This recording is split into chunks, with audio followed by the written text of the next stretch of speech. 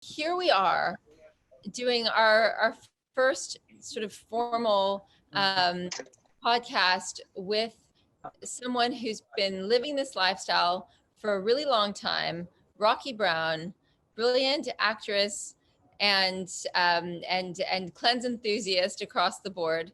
Rocky, I would love for you to do an even like a better introduction on yourself, so that so the viewers can really understand who you are and what you do, what excites you, how you spend your time, what your life is focused on, and your introduction to this work, how how long, how deeply you've gone, anything that you want to share, so that everyone really knows who you are and can contextualize the conversation. Yay, okay. All right, sounds good. So yeah, my name's Rocky Brown, and as I said, I'm an actress. I'm based in Los Angeles, but I'm from Miami, Florida. But either way, I just need to be basking in the sun. And then when I found Natalia's work, it was about 2010. So it doesn't feel like it. It feels like just yesterday, but man, over a decade ago, I fell in love with the book, The Raw Food Detox Diet. I actually went looking for other books at the library for about other types of dietary cleansing methods, like I think it was macrobiotics, and your book literally fell out on the shelf at me. And I was like, what is this book with tomatoes? What is this? And so since then, I've just like slowly always just implemented it. And one thing I found that I love though is that no matter what I'm doing or where I'm going, I've been able to like stick with the lifestyle even when I'm traveling. And that's what's beautiful, is that it doesn't matter where I go. I don't have to be like, oh, if I'm not in LA, if I'm not in some place that I'm familiar with, that I can't stick to the cleansing protocol. It's like, it's something that's just like, it's a part of who I am now. It's a full embodiment, and it makes a difference. Because I mean, the things that I do, yes, I have to be mindful of my appearance, but I think at this point, it's no longer for vanity. It's really about that feeling of aliveness and feeling my fullest self and feeling like I'm the most creative and the most present as well. I know that for sure the reason why I was drawn to this is that I just couldn't find solutions through traditional doctors and allopathic medicine. They would tell me like, oh, things like, my stomach would, be loud after I would eat. And they'd be like, some people just have loud digestion. And I'm like, that's not a still satisfying solution. And so what I love with this work is that it truly does bring solutions and not just band-aids of like, let's just give you this thing to patch it up or cover it over, but it's never really going to go away. I've seen amazing things just go away that people told me don't. Like, I used to be severely allergic to cats. Right now it's springtime, so pollen, the dust and the dander that's in the air from pets. I couldn't go in a room with a cat. Like, my eyes would just water, everything would just go away. And I mean, because you kind of put together this beautiful system where it's like you're doing the internal cleansing, you're taking in the life force with the green juice and alkalinity. I couldn't really say like it was this one thing. It really truly is the systematic approach of a holistic approach to dealing with how anything that's ailing you in this process that has made the difference. So I can't be like, oh, it's because I gave up, certain types of foods or whatever. Or because I did the colon cleansing. I think everything in unison has really been the thing that's brought me so much relief, so much vitality, so much vibrancy. And again, it plays a part in everything. It helps me to feel more confident when I'm on camera. It helps me to feel more creative when I'm like writing and expressing myself. I'm starting a blog, so I just can sit down, and once the ideas start to flow, I just know that that's because I'm in a space where I just feel open and light, because I've had my morning session of my sauna, my Enlightener, my green juice. And once I'm there, I mean, there's nothing that I can't do. I feel unstoppable. So it's been a beautiful, beautiful journey. Oh, that's so amazing to hear, all of it, and the detail of it all is so helpful. What would you say to someone who is maybe feels a little bit intimidated about the process of cleansing, about what it entails in terms of the dietetics, in terms of the colon cleansing aspect, that a lot of people are kind of, it can be a little bit concerned about, or on the fence about, or excited and interested by, but still haven't committed to? What would you tell someone just starting out with all the questions that one tends to have when one's beginning this journey? I would definitely, for me, what's kept me staying the course with all of this is just one piece at a time. You put it together and it's almost like, you know, they say you don't create a masterpiece with just one brush stroke. You need multiple. So I feel like it's find one thing that works for you. Find a really great juice recipe and like, you know, have that. And even if you can't have it every day, start with like maybe once or twice a day, or make it like your treat. Like, you know, how you say, oh, I'm gonna go and get my green juice today. And then eventually you'll build and you'll grow and you'll get to a point where you are one day you'll get to a point where it's something that feels so good that you do want to do it every day. So I would definitely say piece by piece, because I actually do have a friend who's really interested in the whole process, and it's been interesting to listen to her journey, because she started to implement more plants and more, and you know, once you start eating more of the greens and the leafy greens and doing the green smoothies and green juices, all that cellulose really starts to take its, you know, course in the body. And then she started telling me how she just was really feeling full and bloated. And I'm like, that's the cellulose. Like that is the greens in the body. It's going in and it's bagging everything up. And then of course the next step, I was like, well, the next thing, if you're getting melon belly, is the thing I had is colon cleansing. And so she's, you know, a little apprehensive. And then I even referred her to a colon hydrotherapist here in Los Angeles. And what she said was that, you know, I think I'm going to do her hormonal scan first. Like she wanted to know. And I'm like, trust me, it's not about knowing levels. And yes, those are things that are cool and important and they're fascinating. But I'm like, I'm telling you, at the end of the day, what you want to do is go in and awaken. And what she's already been doing is awakening.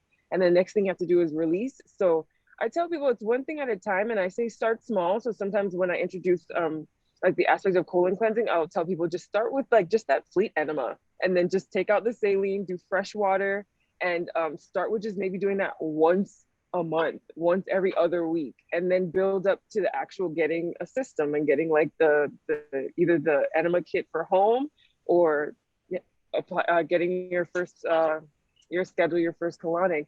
And so I just tell people, take it one thing at a time, because that's how I've really stayed the course of this. Is I don't think of it as like, this is how long I'm doing this. I wouldn't think 12 years later I'd still be here. What I look at it is one meal at a time, one juice at a time, one colon cleansing session at a time. And that's what I really try to tell people, is like, it's everything doesn't happen all at once. It's gonna come together step by step by step. But the journey just starts with one big step. That's brilliant, Rocky. That's such good advice. Did you feel intimidated by the process when you began, or was it easy for you to just take it all on? I think sometimes people are worried that they're going to feel like they're deprived when they're eating, when they hear that they're going to be eating salads and green vegetables. Sometimes that can sound, well, maybe not so appetizing and inspiring for one's palate. Just in that realm, the sort of the sense of fear around deprivation. What would you say to that? That is one of the biggest things that I hear people say now, because they hear how like before I was fasting, I would do the long day of like dry fasting, and then you just have a juice and then a meal. And the number one question is, aren't you hungry? Don't you get hungry? And it's an interesting way to approach it, because the way I've told people is like, no, I'm not hungry, because I also, it's a shift in perspective.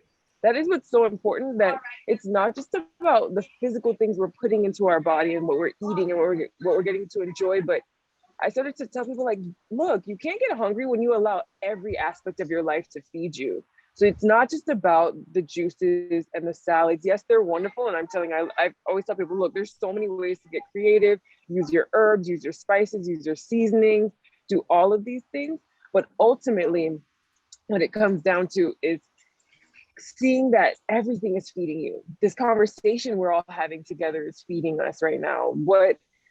Going out in nature, going for a walk, going for a hike with a friend, going for a walk with your dog, every single part of your life, everything you're doing throughout the day, even when you're sending an email, how is that feeding you? Is it a step forward into something you're trying to, create in your life, a project you're trying to complete, a dream you're trying to fulfill?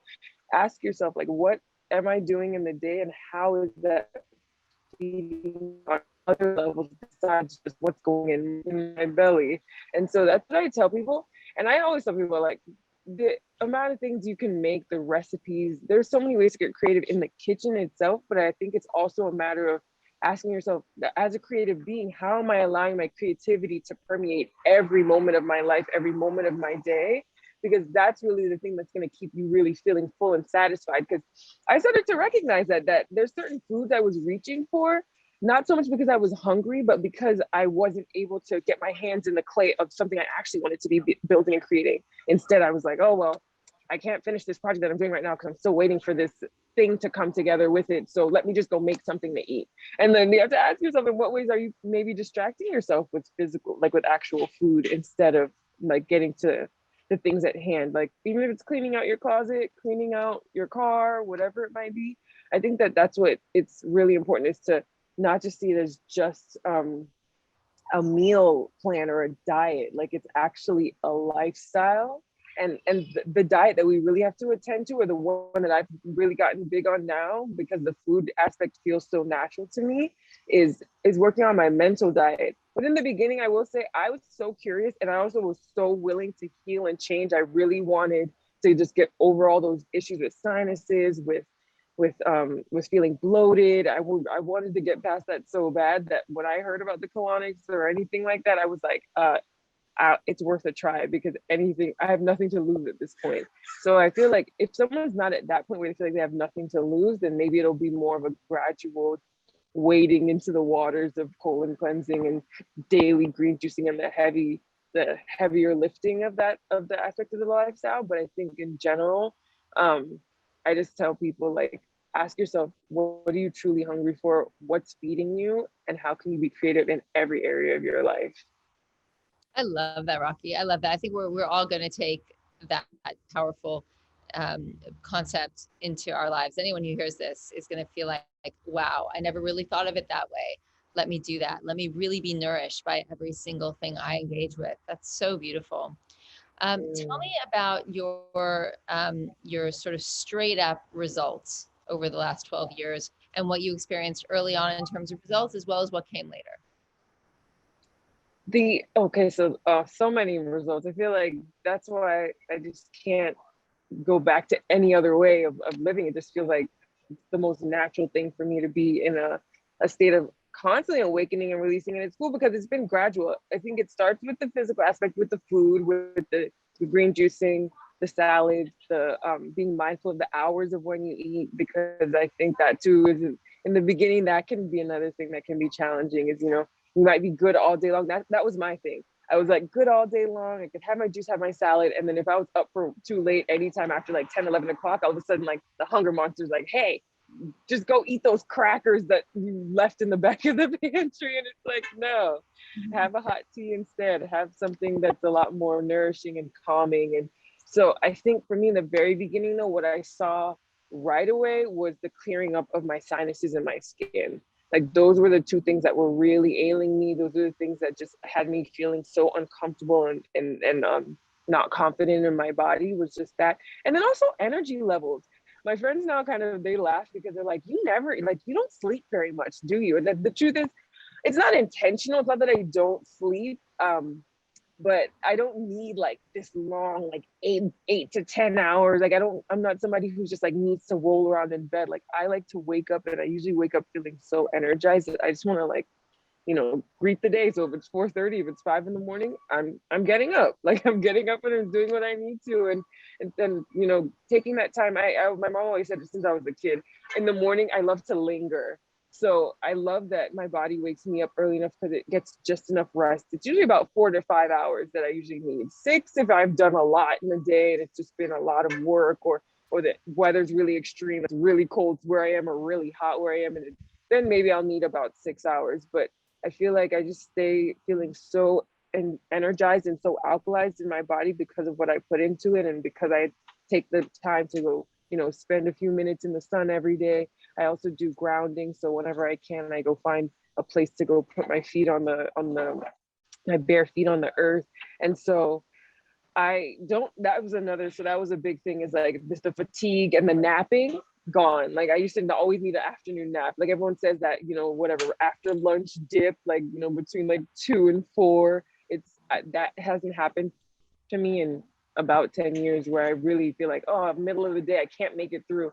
The most I might have to do is stop, take a deep breath, maybe have another green juice, and then I can move along with my day. I don't feel like I need to stop and nap and, you know, um, um, can't move forward with what I'm doing for the day. So ultimately, that was one of the biggest things is, like I said, sinus, skin, and my energy levels have just been through the roof since this has all started, which has been such a gift, because then it just allows me to get so much more done in a day. I can, you know, connect with more people, take more time to create what I'm creating, when I'm working, when I'm on set. Like I don't need to like go like hide out in a trailer somewhere and try to take a nap. Like that's the kind of stuff that doesn't happen. So that's been wonderful. And then now lately, I think the new things now are the emotional and mental revelations that I'm having. Like I think I'm, even now with all the things that have been going on in the world in the last 2 years with, you know, the global situation, I feel like I have so much more internal peace that I can tap into. So while everybody else is like, oh my God, did you hear this on the news? Did you hear that? And I'm just like, yeah, I heard it, but I'm still just gonna wake up every day and enjoy this gift that we have called life. So that's been the most recent revelation, is just the emotional calmness and clarity that I've garnered from this lifestyle. What can you say about how things that you don't miss from your previous life, just to sort of explain to people that you're not necessarily going to miss that stuff?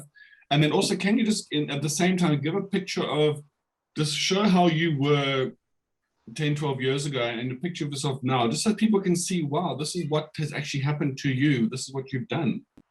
When I started, I think the number one thing I can definitely say that's a stark contrast between a decade ago and now is the clarity that I have about who I am and what I want to be doing with myself and my life, and how I want to be sharing my gifts and my energy. And also it's been so beautiful, because what happens is, as you follow the lifestyle on even like a dietetics level, those same sort of boundaries, as you're speaking to, like, oh no, I'm giving up stuff. I think instead of thinking as like you're giving up things, you're just creating this really beautiful boundary in your life that allows you to still have so much freedom. And I used to, it's funny because as a kid, I was always the one that with the most energy. I was rambunctious, man, mischievous, all these words that they say for just a kid who has too much energy. And I'm so thankful I grew up in the 90s, because fortunately I didn't end up with any sort of on meds or anything like that, because they might have labeled me with one of those ADHD whatevers. And because I was one of those kids that, you know, I was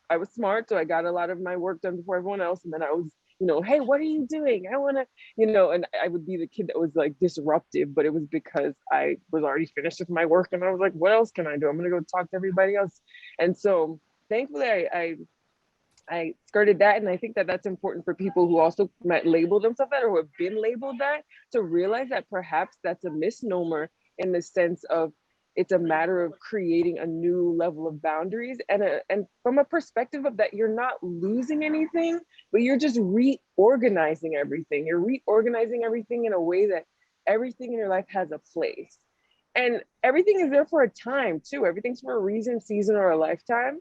So sometimes you're just in a season where, you know, you might need to still have a certain type of treat. Like you still might need to have that afternoon like sweet or whatever. I think it's interesting. I love that dark chocolate, and I love the rose bars that Natalia makes. Like I love that they're a part of the lifestyle.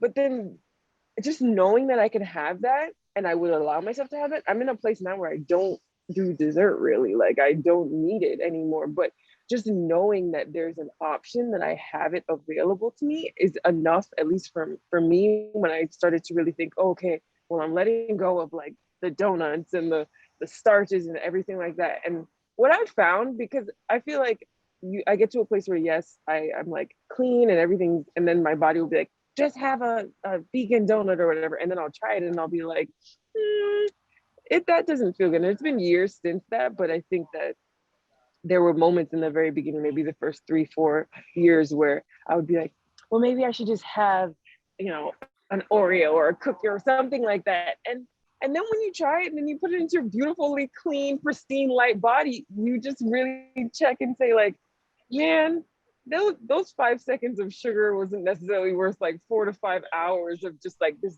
unrest. So I would say with people to recognize that there are ways to, you know, I feel like a dark chocolate bar is not only going to taste just as wonderful as any other, you know, treat you might have had it before, sweet or anything like that. But ultimately, you'll realize that you're not giving up anything. You're just, if anything's an upgrade, you're upgrading from these things that are going to leave you feeling, you know, tired, fatigued, spinning, and your body's just not going to feel settled, because, you know, these refined sugars and things like that are never going to leave you feeling peaceful in your body. It's going to go in, taste good in your mouth, and then the rest of the time, the rest of the journey through your body is just going to be taking you in a place that's not going to be optimal, when you can have a beautiful piece of dark chocolate, get that same level of like pleasure and enjoyment, and then without all of the unrest and the you know, sugar high and all of these things. So I think it's a matter of seeing that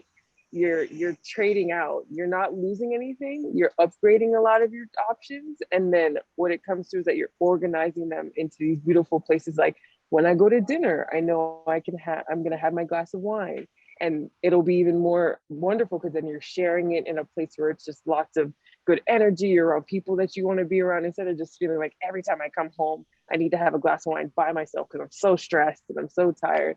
I think it definitely helps you to organize and prioritize and still have what you have, you know, pleasurable things, but you put them in the right places.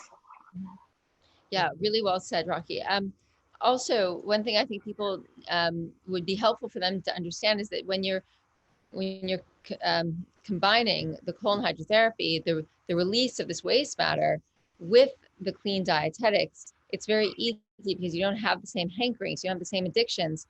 So it's very different to trying to be sort of to apply a clean dietetic picture to a body that's not releasing the waste. It's a huge point of distinction that we are removing that residue. So it's easy for us to have the green juices and raw salads and make them the center point of, or centerpiece of our daily intake, because we don't have the addiction running through our body like people who are trying to cleanse without the colon cleansing aspect. Definitely. And that's actually one of the aspects that I've learned over the last decade of maintaining this journey and this process and this lifestyle, is that your palate truly does change. You know, I was somebody who I needed my pasta. Like I was a pot, but not, and I could forget the alternatives. Like, you know, I think that too. I mean, in the beginning, yes. And that's one thing I always tell people too. The term and that idea of we're on a transition bridge. It's like seeing it as that this truly is a journey, and it's a bridge. You start in one place and you're moving along, and as you go along, there's going to be things on the bridge that you come across that you need in the moment, and then as you move forward, you don't need it anymore. You leave it behind where you found it on the bridge. And I know for me, it was like I didn't want the gluten-free alternative of pasta. I didn't like the spelt pastas. I was like, nope, it needs to be white wheat. It needs to be just like and then after a while, the cleaner I got, the more I committed to the daily cleansing, especially daily Enlightener used and everything. It's like, I remember my little sister was making pasta, and I could even the smell of it just smelled different. It didn't smell enticing. It didn't smell like, oh, I need to have this. The what did smell great though was the pasta sauce, because I bought this really nice pasta sauce from this brand that I really love, and it's really high quality, like no oil in it, I don't think. And like I was like, well, I'm just gonna take this sauce and put it all over this broccoli and spinach over here. And I would have never thought, as somebody who grew up, like that was the first thing I learned to cook, was like spaghetti and like meat sauce or meatballs or whatever. And I would have never thought, here I am being like, you can keep the pasta, little sisters, that's for you. I'm just gonna have this beautiful sauce and just put it all over my steamed veggies, and had the most satisfying meal. And I mean, they enjoyed their meal too, but I would have never thought that after so many years of this lifestyle that it truly would change my internal cravings and like the hankerings that I feel for, because now I feel so light and open that even just the thought of having it and how heavy I would feel afterwards is enough for me to be like, I love what I'm enjoying, and I just enjoy my meal. So it's beautiful. It's been a beautiful process. That's great. Yeah. And we all experience that. And it's one of those things, like by osmosis, we no longer need the things that we thought we couldn't live without. And if we had actually committed to the journey, we wouldn't know that, and we wouldn't have gotten on the other side, to the other side of our addictions. So that's, I think it's really important for people to just trust that process. You'll know, because it will happen, but you've got to be releasing the waste. You got to be doing the colon cleansing in order to have that success, specifically of being set free from the things that one, thinks they're going to need all the time, or ongoing, on an ongoing basis. So 12 years. Okay. So most people age significantly over the course of 12 years. You are, in the hotbed of beauty and working as an actress in Hollywood. I know you mentioned that it's no longer, you no longer do this work for the cosmetic results, but can you tell us a little bit about the cosmetic results and the how your body changed, if 12 years later you feel younger potentially than you felt when you began the process, how your body is how you are embodying the being physiologically of a much younger person, even though it's 12 years later. That, and the interesting thing with that too is that I'm the second of 4 girls, so I have an older sister who's 2 years older than me, and I'll reveal my age. I'm 32. She's 34, and so it was interesting because I was always, out of the 4 of us, I was considered the juicy sister. That was the term of endearment that they gave me as a kid, because I was always kind of the more pleasantly plump one, but relatively speaking. And what has happened now is that as she has maintained just sort of, I guess, the standard American diet of, eating what she wants and, drinking and things like that, because that's also where my palate has changed. I'll go and I'm not somebody who has to push away alcohol and say, I won't drink alcohol at all. But I joke now and I tell people I used to be a lightweight and now I'm a featherweight. I can barely finish a whole cocktail.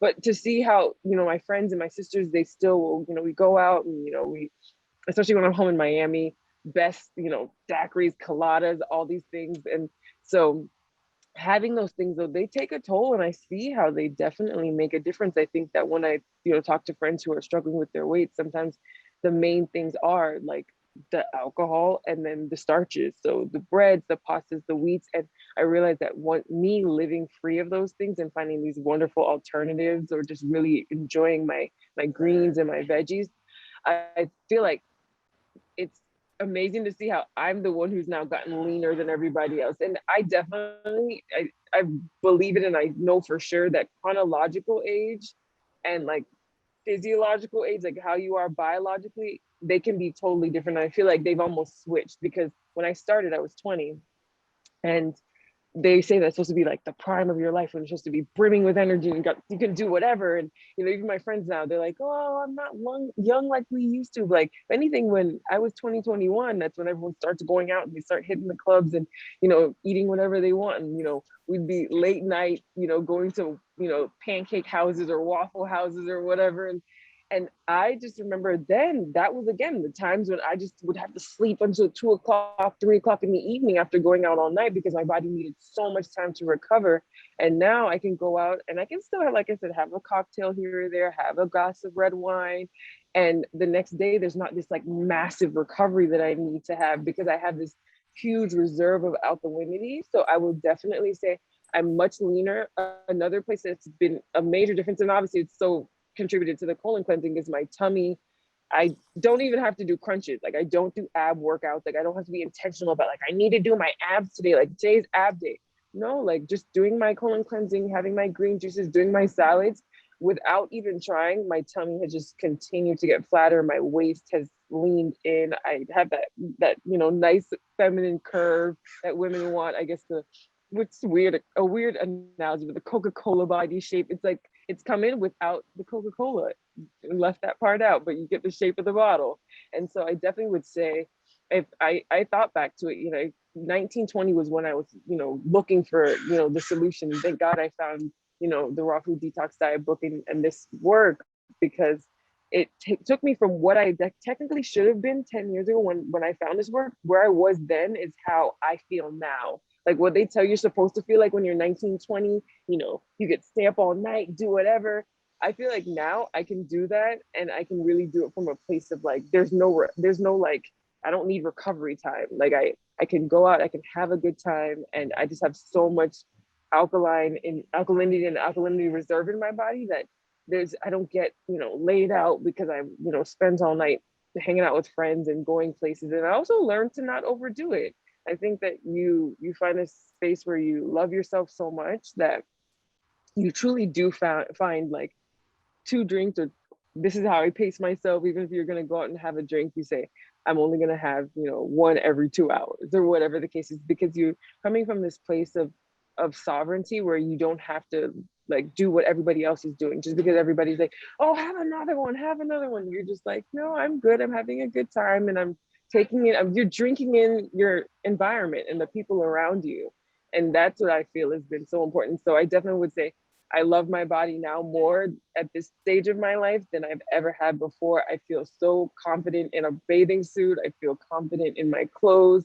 Everything fits me in a way that I feel light, and I feel like I don't, if anything, I don't have to look at a thing and feel like, oh my God, what size do I need? Like I never fret about those kind of things anymore. I just know that when I go in a store and I see something that I like, I'm never concerned about the size, because what matters is how I feel. And I think that that's what's been a beautiful freedom, is to not be stuck on even the weight. My weight on the scale, like I don't think I've weighed myself in a very, very long time, because it doesn't matter. What matters is how I just feel so light that the scale could say whatever it wants. It makes no difference in my mind state. I know I'm exactly where my body should be.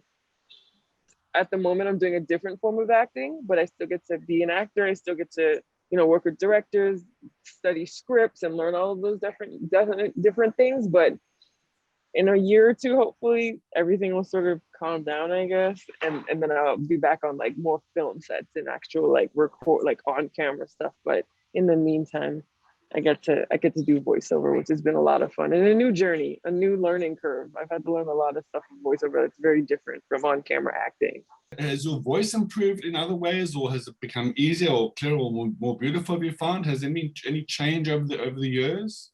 Yes, definitely. The tone of my voice and the texture of my voice has definitely changed. But what has also changed is that I don't sound as nasally, because I don't have congestion and inflammation in my sinuses because of the cleansing. It just really takes away all the inflammation in all of the different aspects of my body. So it's changed my voice, and um it's just changed even how long I can speak for. I can breathe now. So, I can breathe better because my pathways are clear. So because of that, it's given me more stamina, both vocally and energetically. So I can do a 6-hour audiobook, which even if the audiobook is 6 hours, sometimes that's 20 hours of recording. And I can just, go for it because I have that openness, and I'm not dealing with any kind of sinus congestion or issues. So that's been amazing. Like I couldn't do that 10 years ago for sure. I need so many breaks. Tell us about the emotional, the mental sort of changes. That must have been more surprising, because how your body reacts, you expect that to happen from food, but just the whole emotional sort of spiritual changes. How was that surprising, and what sort of timeline did that happen for you, the changes that you went through in the early days? That's why I'm so happy we're having this conversation, because it's like I have to jog my memory, because I think now I'm in such a state of just like relaxed yet ecstatic, just peace and fulfillment in my body. I feel so deeply embodied and present in where I am right now that I have to kind of go back and think like, oh, what were the major shifts? Because I almost take them for granted now, which it's nice to go back and really appreciate them. Because I definitely will say, it's for me, what it comes down to is now it's not even so much thinking about who I was 10 years ago per se, but who I am now, in contrast to even just like my sisters and how they'll react to certain things. I find myself now sort of being like the peacemaker among my friends and my sisters, because I'm just in a place where I'm just like, yes, everything matters, but there's a way to approach everything with a sense of ease and grace. And that was something that I didn't expect, was that so much ease would set in, and then that it would permeate to other parts of my life. So I definitely feel like I'm not as quick to anger. Like I don't just like snap. I don't think, even when I'm, little things, like I find a way to settle into whatever's in front of me and say, okay, this is what's happening. Whether it's, I don't get impatient as much. Like if I'm in line somewhere, I'll say like, okay, the line's long. Let me, look at my phone and read an ebook that I have on here or whatever. And the beautiful thing about that is that when you start to do those things, it's almost like the things that bother you go away so much faster. It's quite miraculous. And so I would definitely say one of the major emotional shifts is just like such an increase in ease, such an increase in patience. The word that's come up a lot for me lately is just I feel very imperturbable. Like nothing really perturbs me in the sense of like I'm just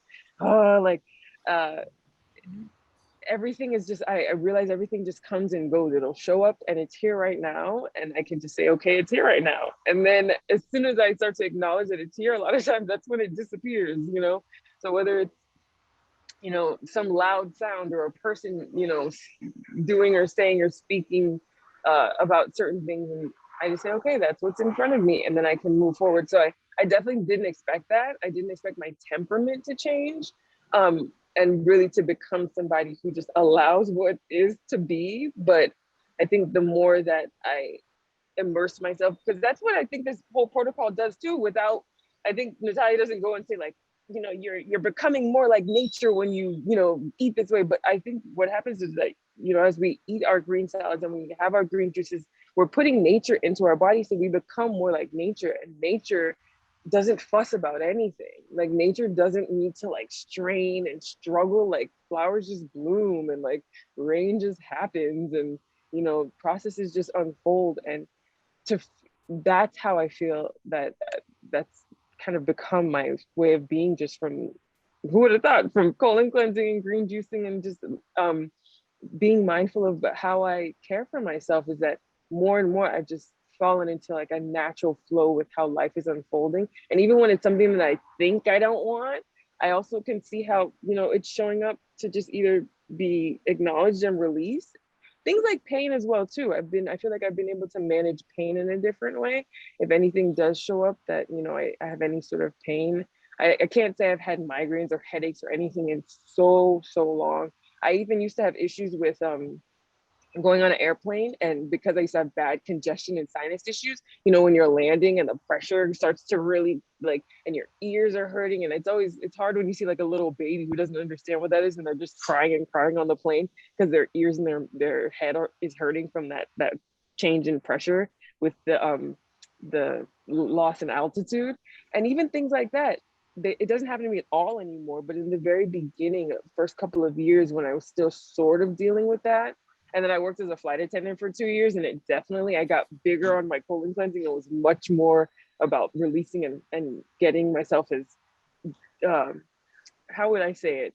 Releasing as much inflammation as possible, because I knew I was going to be in the plane so much when I was working with an airline, that even something like that, I can allow myself to just feel that pressure and just let that pressure be present. And then the more I allow it to just be there, it just washes over. So I would say, from an emotional standpoint, I just feel so much more free to just let everything happen. And when I let things just happen, I can move through everything so much quicker and with so much more ease and joy. And it just, life just unfolds as it should. And I just don't have to be worried about what's going on. So that's the most amazing thing that's happened.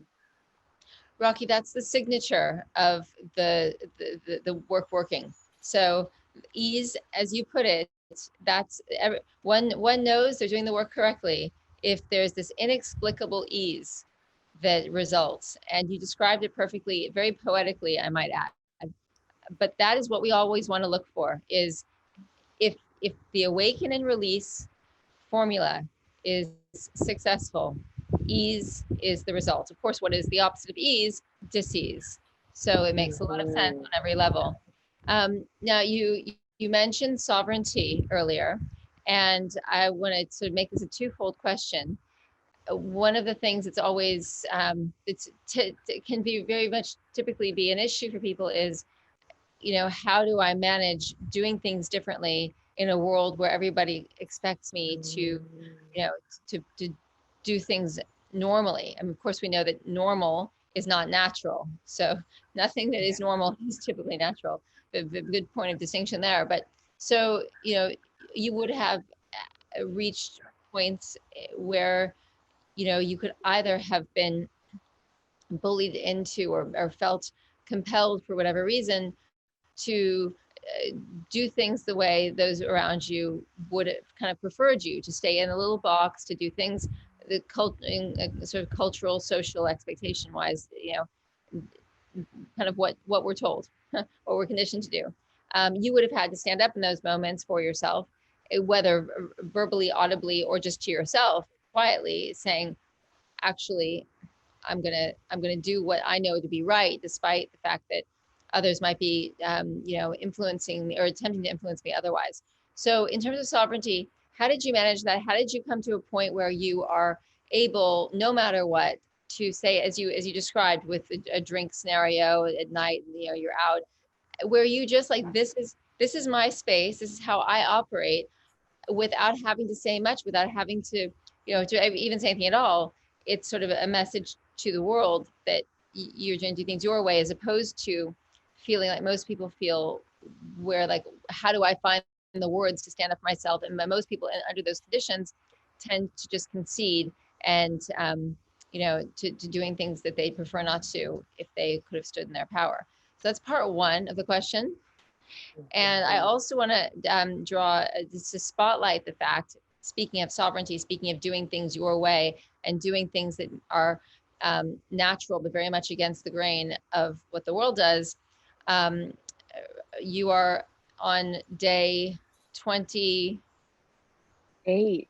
Day 20. I believe it's 28 of a fast, of a juice fast. I believe it's 20. I started on the second of this month. So we're, yep, 4 weeks in. So I started 4 Wednesdays ago. I mean, okay, so that is an extraordinary accomplishment that could not have been achieved without you really, you know, putting your stake down, putting your flag on your turf and saying, this is what I'm going to do. Because no doubt, you know, if anybody around you had anything to say about it, it could have easily deterred you. So in terms of sovereignty, in terms of standing in your power, coupled with the fact that, you know, you are truly exemplifying the power of life force, given that you haven't had any solid food for 28 days, you've had nothing but green juice, and you've been doing your consistent colon cleansing.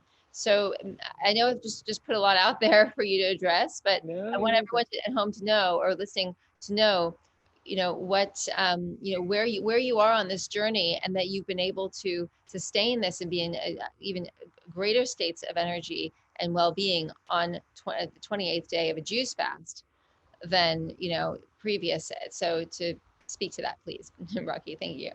Yes, and if anything, even you just bringing it up, it's almost a reminder of why I'm doing this. That it works both ways. You set the intention to be a sovereign being, or to not even to. I feel like that term even feels so expansive and so elevated, that I think someone that's new to the work might be like, what is sovereignty? That sounds like a governmental body or position in parliament or something like that. So I would say, I love, you know, some people are afraid of it, but I love that, yeah, personal power, standing in your personal power. But as you were even asking me, like, you know, whether going out and, you know, standing my ground, and what, I don't even know if it's so much, it's that, it's definitely a matter of being in my, you know, fully embodied, being present and saying, this is who I am, and these are the choices that I'm making, and this is what I want to be doing. But I think what came to me as you were, you know, articulating this question so wonderfully, is that what I realized is the reason why it's become easier and easier for me is because I don't seek approval from others. I think what I would tell other people who are in this process and this journey, and what's made it easy for me, is that I approve of myself. So whatever anybody outside of me wants to think, that is their, you know, that's their opinion, and they're entitled to it. And if it's a lovely opinion of me, then thank you for the compliment, thank you for the endorsement, I appreciate it. But I feel like I'm approved by my own being and my own mind, my own heart, and I'm approved by whatever you want to call the creator of this existence and this life. So whether you want to call it God, source, life force, universe, the fact that I'm just here and I have this privilege of being in a body and having this human experience lets me know that one, I'm supposed to be here, and that there's a force that loves me and wants me to have this experience, and I'm going to do it the way that I feel inspired to do it. And how I felt inspired is to, find you as my wonderful teacher, be connected with your work, commit to it, and then see the beautiful benefits of it and get to live this like really life just full, like brimming with vitality. Because I know where I was 10 years ago, and it was what everybody told me I should be doing. I mean, even my own parents were like, "Are you sure?" Like when I actually started this whole process, I was training for my a half marathon, so 13.1 miles.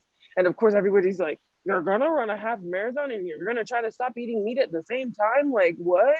You should still at least have fish." So I indulged everybody, and for those 3 months that I was training for the half marathon, that was in the end of 2009, I was still having fish like a couple of times a week, just to well, partially to appease everyone, but also to make myself feel like I guess I'm getting my protein. And then I ran the marathon in January of 2010, and I haven't had flesh since then, and any kind of flesh-based food since then, because I ultimately realized that I feel so much better without it, that I feel so much lighter, that I can move through all of it. So I think that what makes it easy to stand in your power, to step into this space of sovereignty, is first decide, set the intention, and make it in any little way that you can a daily practice to love and approve of yourself. And when you love and approve of yourself, you don't need to go scrolling on any app. You don't need to, look for likes, comments, even friends or family. I mean, you definitely would, it's wonderful to have friends and family, and especially a life partner that does approve of you. So I think that's a bonus. And that comes from when you are that way, you draw people to you that are similar to that.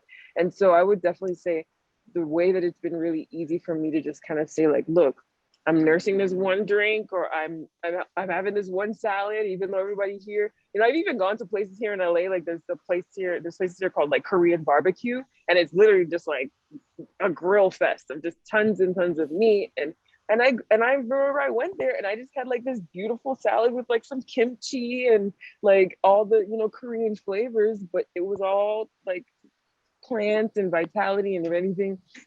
I was able to sit there and enjoy with everybody and not feel like I was excluded. I was still having the best time and celebrating my friend's birthday. So I would definitely say the first thing is just like deciding that this is what's best for me, and having your own best interest at heart, because I think that that's what people don't realize when they want to be going with what everybody else is doing, is you have to recognize that what everybody else is doing doesn't necessarily keep your own best interest at heart. You have to be the person that champions that. Obviously, initially your parents will be the ones who will do their best to keep your best interest at heart and make sure you're following the things that would be the most beneficial for you. But then afterwards, it becomes a matter of you taking that position. And that's something I've even had to really start to play with, that idea of like parenting myself and making sure that I'm taking care of myself and loving myself in the way that you would love like an adorable, innocent, beautiful young child. Like, taking yourself in your own loving embrace, and you lovingly embrace yourself by the choices that you make every day. Everything that you're doing is a way to enfold yourself in love, and a way to care for yourself that is going to leave you feeling like, I love that word that you used earlier, nourished. You want to leave yourself feeling nourished, that you've really been taken care of. And when you take care of you, you don't need that so much from anybody else. It's just, if anything, when someone else takes care of you and does something for you, you're like, oh, that's nice. It's like, it feels like a bonus.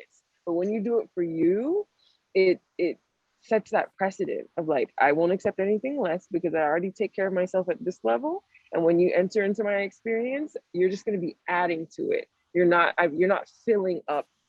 You're not filling me up. I'm already full. And when you come in, now we're just going to have an abundance of fullness. It's going to just be overflowing now. And who doesn't want to live in an overflow? We all want to live in, the overflow of life and the goodness. What have been some of the tricks or keys for you to have variety, or not get bored, or just varied your meals, including even in your juice cleanse? Like I said, I've been 28 days in, and I think the hardest is the first couple of days. And I think that variety that you speak of, Simon, is definitely so important. And it's been so fun because what I've realized now is that I definitely, before this, I always had like my go-to green juice, and my go-to green juice is just cucumber, celery, kale, spinach, and parsley, or some other kind of herb that I have. So maybe like um if I have basil, if I have cilantro, like I like to throw an herb into my green juice. So those, and I usually keep it to 4 to 5 ingredients at the most. I try not to overdo it. And what's been really cool in this fast is that I've actually gotten to play with a lot of different juice recipes. We usually do fruit in my when I'm not fasting. I usually don't do fruit in my regular green juice. It's that typical one I just said, where it's just the cucumber celery base, and then the leafy greens. So I do the kale, the spinach, sometimes Swiss chard, and then I love my herbs in my juice. But what I've gotten to play with, because like lately I've wanted to feel like, I don't know, like the other day I felt like I wanted like a tomato soup. So then I don't usually ever put tomato in my juice. Because also I've had like the, bad impression of the pasteurized tomato juices, like whether it's like a Bloody Mary mix or the V8 or whatever they, offer on the shelves. I've always like stayed far away from them. I'm like, that's so weird. So I felt this urge the other day to just have something that felt, just like more savory and like tomatoey. And so I went and I made my juice, and I did celery, cilantro, tomato, and I actually threw a bell pepper in there. And then my friend came in my house and she's like, "Did you just make salsa?" And I'm like, "No, it's my juice." So my juice was literally like a glass of this amazing juice that and it was so satisfying too. It hit the spot. And that's always the thing that's fun, when you have a craving for something and then you come up with something creative, and then it just hits the spot of exactly what your body was sort of like desiring or craving. So I've gotten to play with I usually, like, again, I don't usually do nightshades or peppers, and I'm not somebody who's like crazy. I'm like, don't eat nightshades, stay away from that. I feel like everything in moderation, especially when you're doing your awakening and releasing, you're doing your colon cleansing. I think there's still room for certain things that people might say you should stay away from, particularly, like I said, the nightshades. And I usually don't juice peppers, but my favorite juice lately this past week has been pineapple, cucumber, cilantro, and jalapeno. And so I actually cut the jalapeno, take out the seeds, because otherwise it's going to be very, very hot. The heat is in the seeds. So I de-seed the jalapeno, or even if I did the bell peppers, I took the seeds out of that too. I don't just like throw it all in at once. I take out that core part. And so that has been such a great juice, because pineapple is just my favorite fruit juice when I add it in. But then to have that little kick of the jalapeno in it, and then the vibrancy of the cilantro, and that brings this wonderful light flavor in. And then you do the cucumber, and then the cucumber is obviously, it fills up the juice. It's like the bulk of the water. But things like that definitely make it easier during a juice fast. But I think what I think of that now too is that when I'm having solid foods, that is the thing I like to play with, is like, what am I feeling for? And then how do I find ways to cultivate that into a dish? So, I had this moment where I was really into just taking a bell pepper, cutting it in half, taking out that seed area, and then I would just fill it with, like, I'd make a dressing. I'd make my own dressing of, I love to use Irish sea moss. I don't know if Natalia uses Irish sea moss gel, but that to me is like a great thickener, because then I can take like Irish sea moss gel and I'll just put like veggies into it. So I'll put, kale and spinach and cucumbers, and then the sea moss gel sort of makes it a thicker consistency. And I'll take that and almost make it like a spread, and then sometimes occasionally I'll do like a sunflower seed like spread too. I'll sometimes add a little bit of that. I don't usually add any kind of nuts. Those have really started to feel really dense for me. One of my friends laughed at me. She's vegan and she's like, nuts are heavy for her. I'm like, yeah, the lighter you get, the more you let go of these sandbags. Even an almond or cashew spread can start to feel a little bit heavy. They're still delicious, but it's, again, how you feel after you've swallowed the food that also needs to be taken into consideration. But I was really into doing peppers, and then I would just do like that Irish sea moss spread with all my veggies in it, and then I just put lots of sprouts, and it would be like, I don't know, like a bell pepper, like taco, handheld tostada thing that I would just, and I could have that for nights and nights and nights in a row. And I think that that's what you start to learn, is that your body will tell you what it wants, and it won't be this pang either. Because that's also been the thing too, even going through the fasting process, is like the first couple days, like maybe 4 or 5 days, it's like your body's like, what are you doing to me? There's these pangs of hunger. And then you again, that cardinal sense of ease really starts to arise above those bodily sensations of like, I need to have something now. And you start to settle in and realize like, everything's available to me, but I'm choosing right now to only have this. And I feel like when you start to do that, again, it's going to permeate every part of your life. Because when you can start to do that in your diet, then you can start to do that in everything that you're doing in your life. And I think that more than anything, that's so important to know that like everything is here for us, but then it all needs a process and needs to take time to unfold. And when you're not present with where you are right now, you'll feel like, oh, I should be ahead on this project. I should be doing this, or I should be, I should be eating something because my body thinks it should be having it. And instead, it's like, no, I want to give myself a chance to just be right where I am. And right now, I want to rest my digestion, or right now, I want to take a little bit more time to think about this creative project, and maybe an even better idea will come to me. It's seeing how all things are connected and they all kind of unfold in similar ways. Like I always say, the way you do anything is the way you do everything. And so the more you can see how what we do on a dietetic and bodily level is going to unfold the same way, in the way we creatively make things happen, the way we collaborate with other people, it's nice to know that once you start to get the reins and your sovereignty and your power in a safe space, because that's the thing too, we all have power, but it's like, where is it? Is it all over? It's scattered? Are we just shooting off at people? That's why, people go through the world and we blow up on other people. We get angry, we get frustrated, but it's like, that's just you sputtering out your power into places that they don't need to be. And the beautiful thing about this whole process of, even just as simple as you said, creating more variety every day, that's power. That's creative power, because you're now deciding, what am I going to have? How do I want to have it? How am I going to put it together? And it becomes you taking your creative powers, your creative energy, and honing it and directing it in a way that feels really, really nice. And you start with food, and then it, like I said, it unfolds into everything else, the way you work, the way you interact with others, and it just becomes this holistic experience.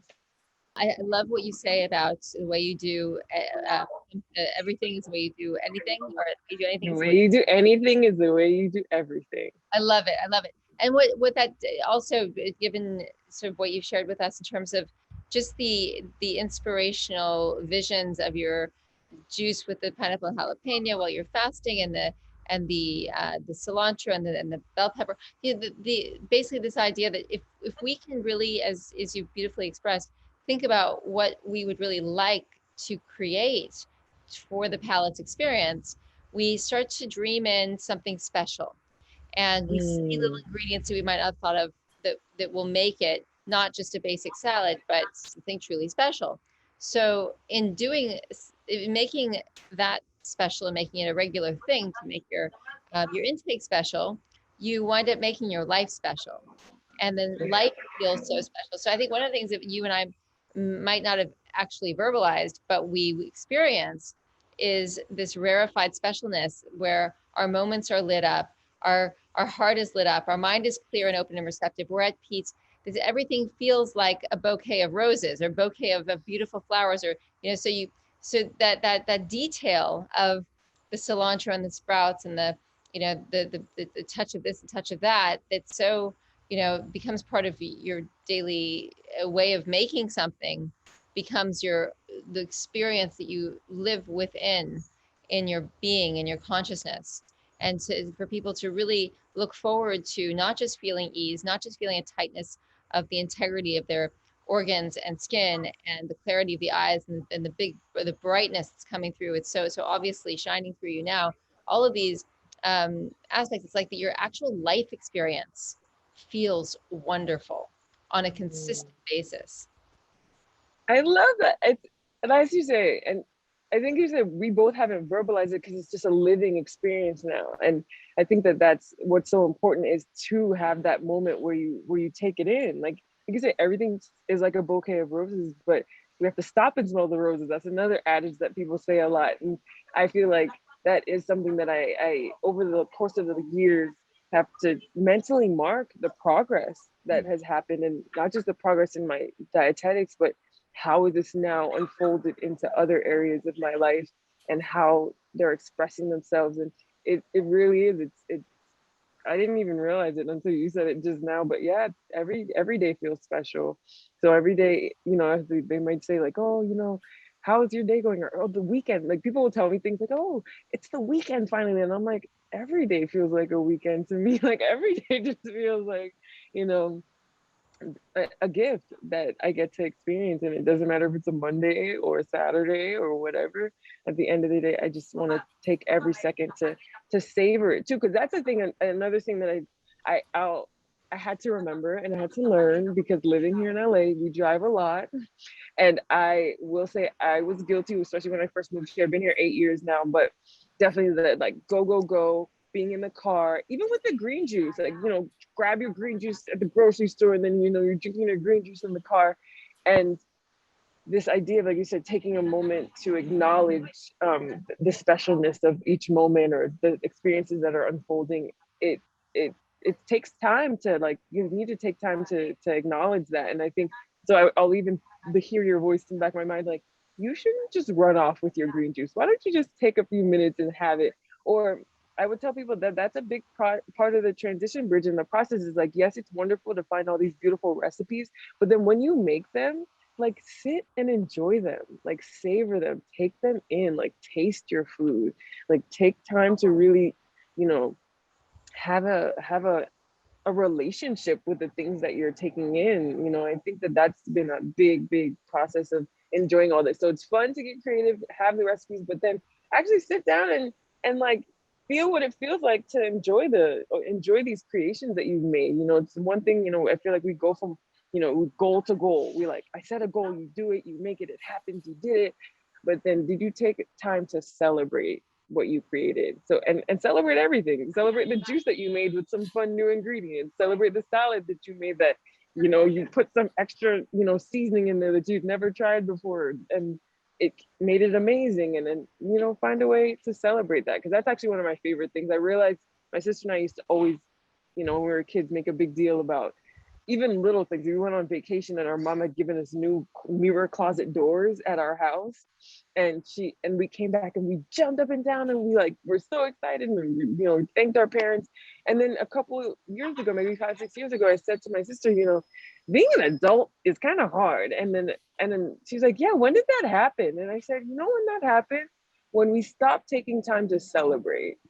Because, you know, even as we were accomplishing things, graduating from college, doing these different things, you know, you have your little party and get together, but then when you just have a daily accomplishment that, you know, you finally check that thing off of your to-do list and get it done, did you take a moment to celebrate it? And, you know, it doesn't even need to involve food. Sometimes celebrating it to just be like giving yourself time to lay on the couch, take a deep breath and say hooray. Like, so I think that that's been a huge moment. And I think anybody who's on this journey, every little step, every little thing that you do, find a way to celebrate yourself for it, because you're hot on the trail, as Natalia says, which I love. I always have to remind myself, you're hot on the trail, you're getting somewhere, things are happening, and you remember that they're happening when you take just even 2 minutes to just appreciate it or celebrate it. You know, when people look at you now and they see this incredibly vibrant person who's so completely in her power and strength on every level, that's taken organization and effort and planning and finding the joy in it, so it could last over this long period. So I just encourage everyone, when when you look at Rocky and you see this this manifestation of, you know, such goodness and joy and specialness, that's because of everything she decided to do along the way, and things that may seem to require a good deal of effort and may require you diverting your energy from one area to another. This is the result you can look forward to. This is the outcome. And that outcome can be achieved very early on in the process. What you're seeing here is the exponential expression of what can happen over the long term. And it just gets better. You never reach an end point. You never reach a point where it's like, this is as good as it gets. You then level up. You have more power, you have more energy, you have more clarity, you have more peace, you have more ease, you have more heart space, a greater ability to be present in life and be present for others.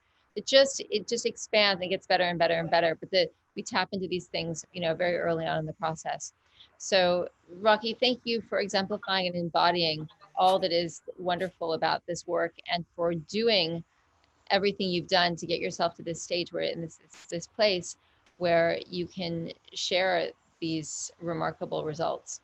And thank you so much for sharing the process. And just say, anybody who's listening, hope this was super fun and insightful. But more than anything, it's worth it. It might feel like effort in the beginning, but the effort quickly becomes ease. It starts off with the list and you need to know everything.